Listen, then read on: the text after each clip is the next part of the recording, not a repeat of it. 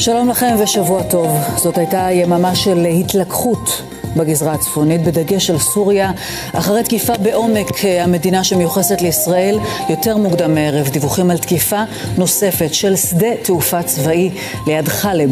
זה קורה במקביל כמובן להתקיפות הבלתי פוסקות בדרום לבנון, וכשכל הזמן מעריכים כאן בישראל שמה שקורה בעזה משפיע ישירות על הגזרה בצפון, ישנם דיווחים גם הערב הזה על התפתחות מסוימת במגעים לשחרור חטופים במחיר של הפוגה יותר ארוכה. הערב הותרו לפרסום שמותיהם של 2 חללי צה"ל, אשר הודעה נמסרה למשפחותיהם. רב סמל ראשון במילואים קונסטנטין סושקו, בן 30 מתל אביב, לוחם בגדוד ההנדסה 7086, חטיבת גולני, נפל בקרב במרכז רצועת עזה. סרן הראל איתך, בן 22 מנתניה, מפקד צוות בסיירת גבעתי, נפטר מפצעיו היום לאחר שנפצע בשבוע שעבר בקרב בדרום הרצועה. והערב ברקע הדיווחים על התקדמות במגעים לשחרור חטופים ועל ההפוגה המדוברת, ראש הממשלה יערוך מסיבת עיתונאים. אנחנו נצטרף לדברים מיד כשיתחילו. אנחנו עוד קודם אל כתבנו סולימאן מסוודה. סולימאן, אתה עם הפרטים הידועים על ההתקדמות הזאת, סולימאן.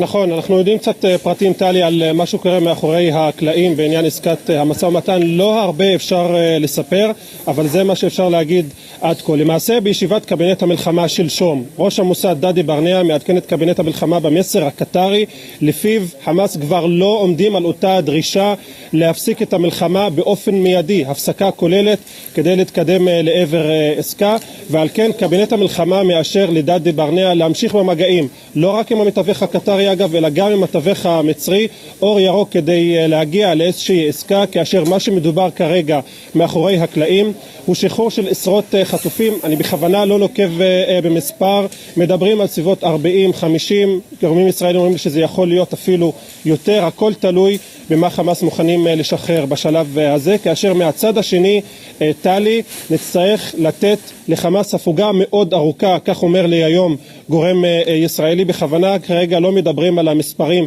של הימים, מכיוון שהכל נמצא כרגע תחת משא ומתן בין הצדדים. אז זה המסר של הקטרי, הוא נשמע אופטימי בפני ראש המוסד, אומר להם שחמאס כבר לא עומדים על אותה דרישה, אבל גם טלי, כאן בישראל לוקחים את הדברים האלה בערבון מאוד מוגבל, הם אומרים שחמאס עלולים להתהפך בכל רגע, ועל כן אומרים שיש התקדמות מאוד קלה, לא מדובר בפריצת דרך. אולי גם נשמע איפה הדברים עומדים כרגע מפיו של ראש הממשלה, שיסע מסיבת עיתונאים ממש כאן מאחוריי בעוד זמן קצר, טלי. בהחלט, ואנחנו נצטרף לדברים. תודה סולימאן בשלב הזה. רועי קייס, אני אליך בהמשך לדברים הללו של סולימאן. מה אומרים בחמאס על ההצעה הזו שעל הפרק? כן, תראי, אז על פני השטח ולתקשורת, בחמאס אומרים שהעמדה שלהם נותרה בעינה. כלומר, הפסקת אש כוללת תחילה, מה שהם מכנים הפסקת התוקפנות הישראלית, ורק אז עסקת חטופים שהם רוצים בה. זה המסר של בכירי חמאס ביממה האחרונה. אבל שימי לב לדיווח מאוד מעניין בערוץ ישרק הסעודי מפי בכירים בחמאס. לפי הדיווח הזה, הארגון מגלה גמישות ביחס לרעיונות שהציגה מצרים שמתואמת עם קטר, כלומר היוזמה המצרית שמתואמת עם קטר, יוזמה שתביא בסופו של דבר להפסקת הלחימה.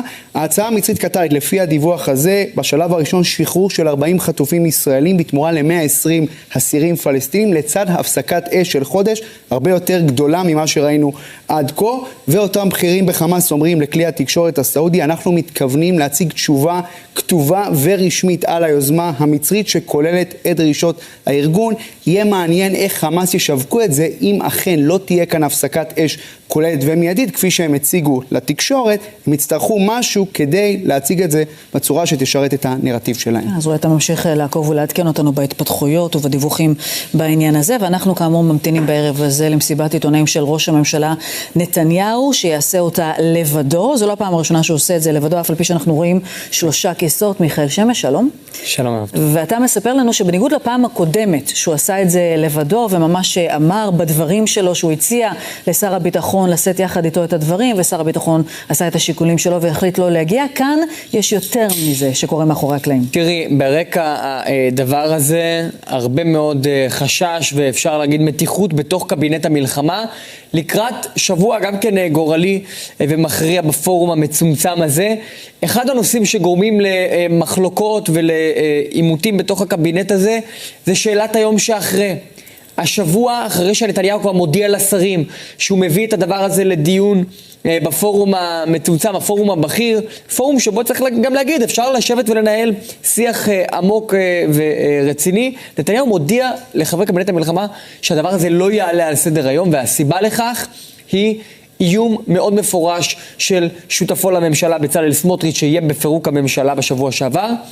ואנחנו מדווחים הערב, טלי, שיושב ראש המחנה הממלכתי גנץ, חבר קבינט המלחמה, דורש מנתניהו לא להיכנע לדרישה הזאת של סמוטריץ' ולהביא את הדיון על היום שאחרי, קודם כל לישיבת קבינט המלחמה.